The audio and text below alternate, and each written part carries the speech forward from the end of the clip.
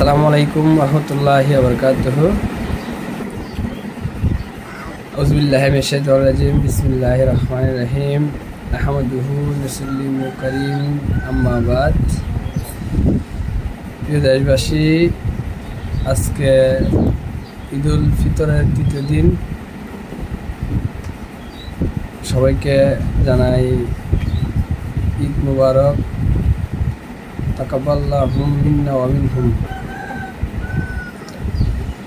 মহান রব্বুল আলামিনের দরবারে শুকরিয়া আদায় করি, যিনি পবিত্র ঈদের আজকের তৃতীয় দিনে আমাকে বিশেষ করে পরিবারের সবাইকে নিয়ে ঈদের আনন্দ উদযাপন করার সুযোগ করে দিয়েছেন। বিগত 2 দিন, ঈদের দ্বিতীয় দিন পর্যন্ত বাসায় আত্মীয় স্বজন, এলাকাবাসী, প্রতিবেশীরা এসেছিল। আজকে পরিবার নিয়ে নিজে বের হয়েছি। নিজের ঘনিষ্ঠ আত্মীয় মামার বাড়িতে আসলাম। আজকে মামা মামিকে সালাম করার পরে আপনাদের সাথে কিছু কথা বলার জন্য ফেসবুকে পেজে এসেছি। মহান রব্বুল আলামিন বিগত যে 16 বছর ফ্যাসিস্ট সরকার আমাদের উপর যে জুলুম করেছিল, সেই ফ্যাসিস্টের জুলুম থেকে আমাদেরকে মুক্তি দিয়েছেন। সেই মনিবের দরবারে শুকরিয়া আদায় করি।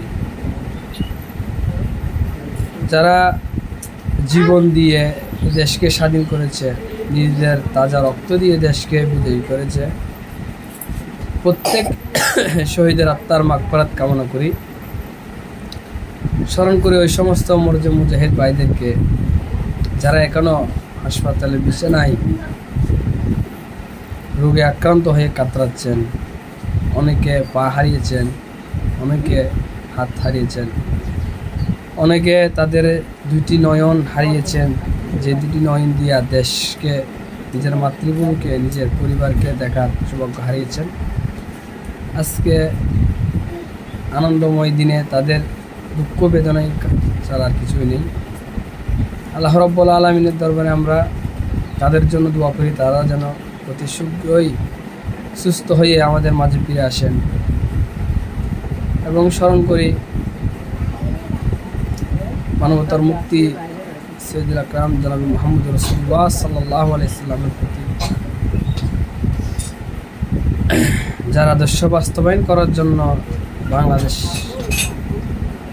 একটি দল, বাংলাদেশ জামাত ইসলামী ছাত্র শিবির, বাংলার জমিনে লড়াই এবং সংগ্রাম করে যাচ্ছেন। ধন্যবাদ প্রত্যেককে, বাংলাদেশের প্রত্যেক নাগরিককে আবারও জানাই পবিত্র ঈদের ভিতরে শুভেচ্ছা। ঈদ মুবারক। তাকাব্বালাহু মিন্না ওয়া মিনকুম।